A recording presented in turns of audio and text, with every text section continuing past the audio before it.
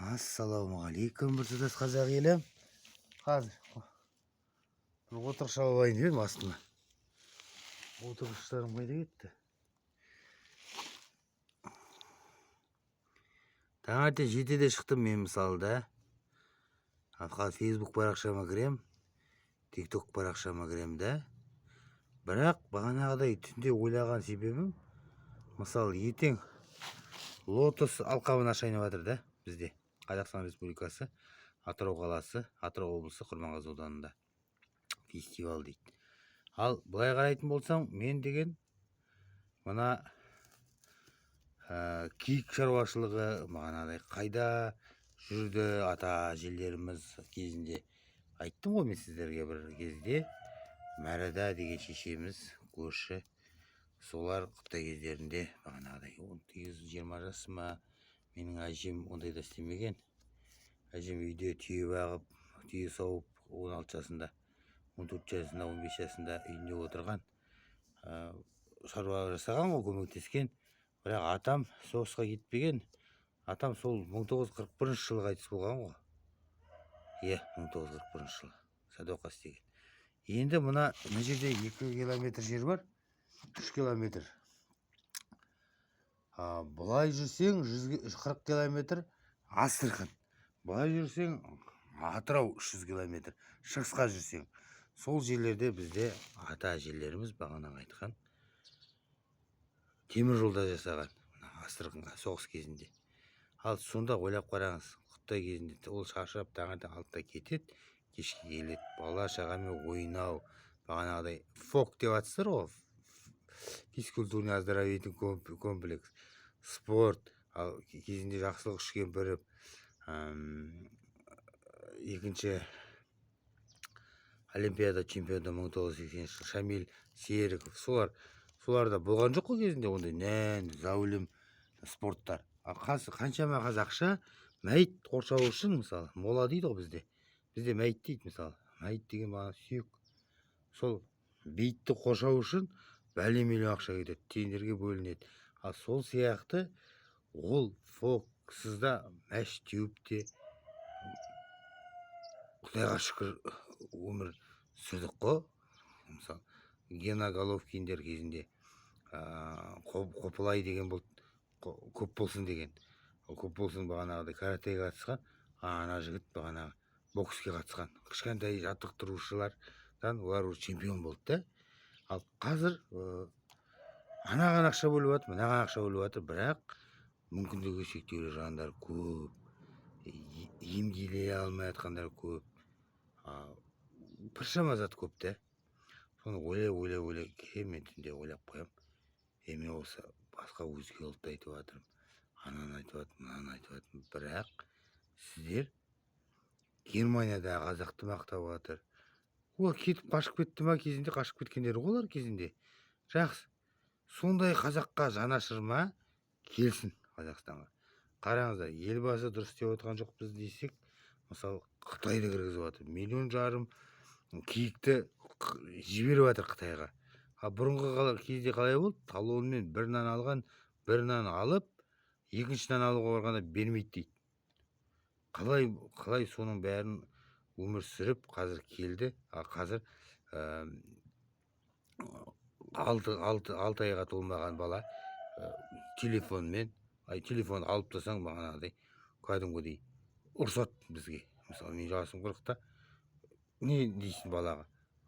Телефонмен ойнап отқан жоқ па дейді. Бір жерлерде барам ғой енді. Той домалаққа бармаймын, мен кеше айттым ғой, жаздым. Той домалақ, туысқан, жын-жыпыр біреуіне де бармаймын, айып етпеңдер. Мен өзімнің осы өлім айтып келмес дейді ғой. Мына үлкен денсаулығы бар адам бір қырда судан өлесін деп бағанағыдай қауғадағы суды ішем дегенде тұншығып өліпті дейді. Сол сияқты өлім айтып келмейді. Ауру да от пен су тілсіз жау дейді ғой. Сол сияқты мен айтайын дегенім осы да қысқаша. Мына киікпен сотап кеткендер бар ғой, мысалы. Дым жүрмей өзіме өзі жүріп, мына киікті барып қарайыншы деп киік жатқан ғой. Киіктің үйін алып кеткен, үйіне барып бір жерге тық қойған, екінші келеді барып тағы барып алған. өлген киіктер болады ғой енді. Сөйтіп сол жігітті 8 жылға соттап жіберіпті. Соларға неге рақымшылық жасамайды? Ал енді кешеге келген енді психиатрический больницадан келген адам өлтірді, еще бағанағыдай сотталмайды дейді. Ол келіп алып ертең екінші рет келгенде тағы біреуді өлтірмеске кім кепіл? Көрдіңіздер ма? Сондай заңдар бар. Мысалы мына Балқұдық Сүйіндік деген жер бар. Ол жақта жол жоқ. Ол жол деген 45 жыл айтылған дейді ал кезінде. Ал үлкен мына ағаларымызға айтайын деп тұрмын. Бақтықожа деген ағамыз бар. Рысқали Сисатов деген ағаларымыз бар. Туған жері осы біздің киелі мекен Құрманғазы ауданынан. Солар ағаларымызға айтатыным өтініш. Мына мәслихат депутаттары Әділ Жұбанов, Қазыбек Иса, Берік Уәли, бүткіл мына мәслихат депутаттары, Атырау қаласының депутаттары, ағайындар өтірік мынағыдай ана пызыны бүйтіп атық, мынаны бүйтіп атық деп өтірік түсірмеңіздер. Жалған видео керек емес бізге. Бізге мына өзге ұлттың мына тайғандап жүргені керек емес. Бізге кәдімгідей Қазақстан Республикасының мына Қазақстанда 80-60 депутат бар ма, бәрін қысқартып 25-30 депутат елбасы, сосын бағана Рысқали Сисатов ағамыз, Бақтықожа ағамыз, бізге еңбегі Ирак Елекеев, ол мен құрметтеймін ол кісіні.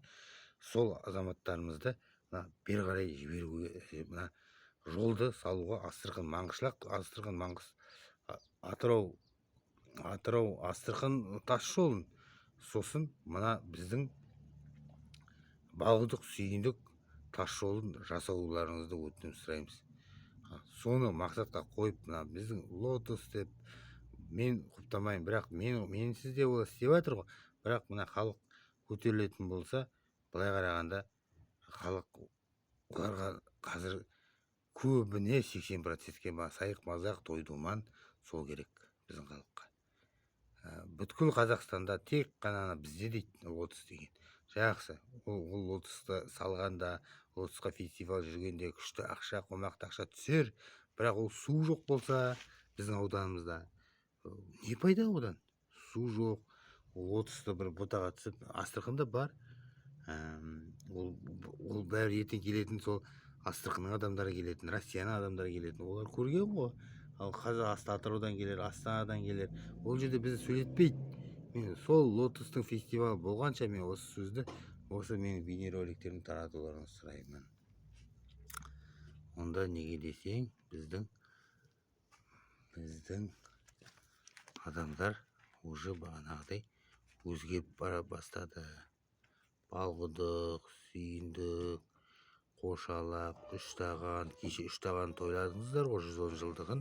Сондағы кәсіпкерлер, мырзалар, давай ағайындар атсалысайық.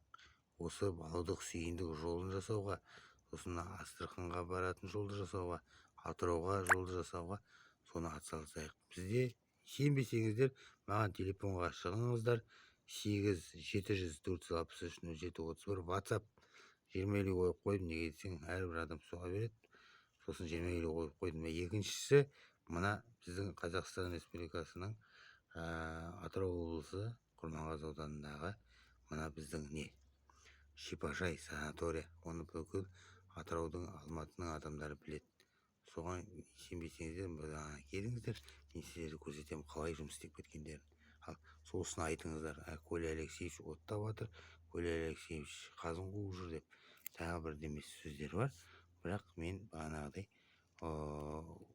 өтірік асфальт жасап кеткен азаматтарды, және біздің Құрманғазыда Бұзаусылан деген жер бар. Бұзаусылан бұрынғы безимянный, безименный деген сияқты бір қан ішкен деп атаған бұл кезінде. Сол жерлерді қараңыздар, тротуар да жоқ, больница дейді, больницаны емхана ремонттайын жатыр. Бұрынғы ту больницаны ремонттайды, сосын көшіреді, емхананы реттейін жатыр. Оның бәрі қырған ақша. Ойлап қараңыздар. Енді Жапырық деген жер бар. Жапырықтың бүткіл мосын жасады кезінде, оны Қарақалпақ өзбектер жасады. Атырау облысы Құрманғазы ауданы Сүйіндік, Балқұдық, Азғыр деген жер бар. Полигон Азғыр деген. сол азғырды тоже бағанағыдай өзге ұлттар істеді. Неге қазақтың адамдары істемейді? Неге қомақты ақша бөліп сол қазақтың адамдары неге істемеске? Көрдіңіздер ма? Ал киікті, 1,5 миллион киікті Қытайға аударып жатыр. А бізге неге 1000 теңгеден таратпайды? Килосы 1000 теңгеден. Соны істеп. Еліміз аман жұртымыз тыныш болсын. 10 минуттан асып кетті, ағайындаққа түспей қалады тиктокқа. Facebook парақшама түседі ғой. Рахмет, сау болыңыздар. Қайтып қазір жалғасы болады.